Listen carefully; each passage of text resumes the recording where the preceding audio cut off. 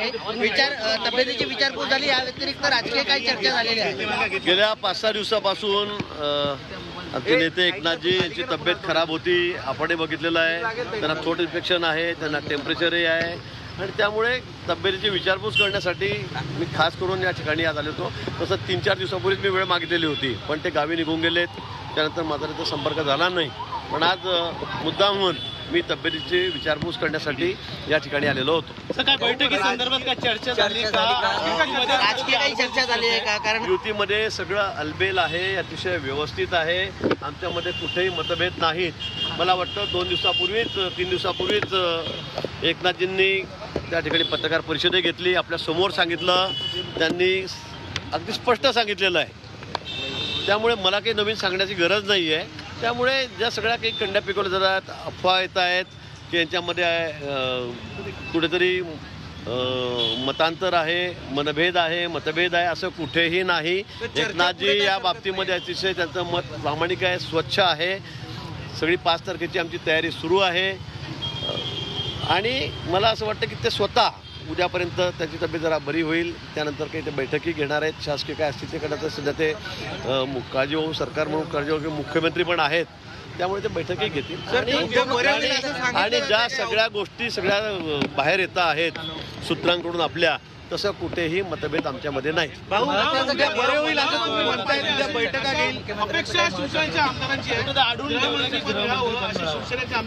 माझी या बाबतीमध्ये कुठे चर्चा झाली नाही. हा सगळा वरिष्ठ पातळीवरचा निर्णय आहे. त्या बाबतीमध्ये एक शब्दही आम्ही बोललेलो नाही. कोणती मतं कोणाला पाहिजे, कोणती पदं कोणाला पाहिजे, कोणतं खातं कोणाला पाहिजे, या बाबतीमध्ये आमची चर्चा नाही. मी तब्येतीची विचारपूस करण्यासाठी खास करून या ठिकाणी आलेलो होतो. त्या संदर्भात काही चर्चा झाली, पण त्यांनी सांगितलं की मी स्पष्ट केलेलं आहे. या बाबतीमध्ये कुठेही माझ्या मनामध्ये दुसरं मत माझं नाही आणि जे काही होतं ते त्यांनी आपल्या समोरच 2 दिवसापूर्वी सांगितलेलं आहे. सर, महाजर बघितलं तर तुम्ही म्हणतायत की ही सदिच्छा भेट आहे मात्र आणि गोष्टी पुढे सरकतील उद्यापासून. अजूनपर्यंत चर्चा पुढे का सरकली नाही? उद्या त्याची तब्येत ठीक होईल असं तुम्ही सांगतात. नेमकं कुठला औषधोपचार केलाय तुम्ही? नाही, औषधोपचार नाही. आज उद्या तेच मला म्हणलंय की उद्या 6 डिसेंबरच्या तयारी संदर्भामध्ये बैठक आहे. मी ती बैठक घेणार आहे. त्याने असं सांगितलं मला, म्हणून तब्येत आता त्यांची चांगली आहे, चांगली होईल उद्यापर्यंत. अजूनही हाताला सलाईन लागलेलंच आहे, आपण मी बघितलं स्वतः. पण मला असं वाटतं की उद्यापासून एकनाथजी स्वतःच सगळ्या गोष्टीचं लीड घेतील. आम्ही सर्व एकत्रच आहोत. आमच्यामध्ये कुठेही दुरावा नाही, कोणाच्या मनामध्ये कुठेही म्हणजे आम्ही प्रामाणिकपणे युतीमध्ये एकत्र आहोत. मी पुन्हा सांगतो आपल्याला. आणि त्यामुळे उद्यापासून परवापासून तुम्हाला 2-3 दिवसाला आमचा शपथविधी आहे 5 तारखेला. त्यावेळेला आम्ही सगळे एकत्रित राहणार आहोत. सर, दीपक केसरकर असं म्हणतात की शपथविधी जो आहे तो महायुतीचा आहे, भारतीय जनता पार्टीचा आहे, असं वागू नका, असं दीपक केसरकर म्हणतात. अजिबात नाही. शपथविधीसाठी जी जागा निवडलेली आहे ती बघण्यासाठी बावनकुळे साहेब आज त्या ठिकाणी गेले होते अचानक. म्हणजे कार्यालयात बसले असताना 2-3 कार्यक्रम ठरवलं की आपण तिकडे जाऊन चक्कर मारू, एवढंच झालं. पण त्या संदर्भामध्ये म्हणून कोणाशी कोऑर्डिनेशन झालेलं नाही, हे खरं आहे. उद्या आम्ही सगळेजण त्या ठिकाणी एकत्रितपणे जाणार आहोत. हे आमचं ठरलेलं आहे, संध्याकाळीच ठरलेलं आहे, दुपारीच ठरलेलं आहे. पाहणीसुद्धा आम्ही त्या ठिकाणी करणार आहोत आणि पुढचे सगळे निर्णय जे काय असतील ते तुम्हाला दिसेल की आम्ही एकत्रितपणे घेणार आहोत आणि एकत्रितपणेच त्या ठिकाणी राहणार आहोत. 5 तारखेचा निर्णय जो आहे, 5 तारखेचा शपथविधी जो आहे, हा अतिशय दिमागदार असा कार्यक्रम या ठिकाणी होईल. आम्ही सगळे सोबत राहू. फडणवीस यांच्याशी काही बोलणं झालं का असं तुम्ही म्हणताय, परंतु मग उशीर का असा आरोप विरोधक लावतायत? कुठला उशीर? 5 तारीख ठरलेली आहे. 5 तारीख ठरलेली आहे. एवढं माइंडेड लोकांनी, जनतेने, मतदारांनी आम्हाला दिलेलं आहे. जनतासुद्धा खुश आहे, आपण हे बघतात आणि आम्ही सगळे खुश आहोत. याच्यामध्ये कुठे फक्त तब्येत एकनाथजींची खराब होती, त्यामुळे आपणही बघितलेलं आहे. 4-5 दिवस ते गावी होते, 2 दिवस गावी होते. नंतर इथे आल्यावरही त्यांच्यावर उपचार सुरू आहेत. हे सगळं स्पष्ट आहे आपल्यासमोर.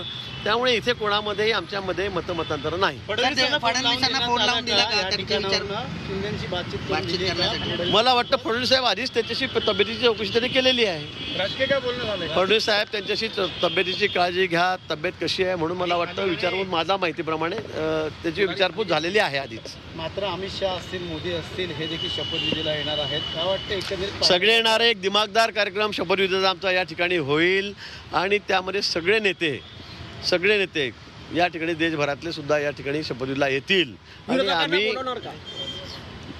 निश्चित, आता ते प्रोटोकॉल आहे, प्रोटोकॉल आहे.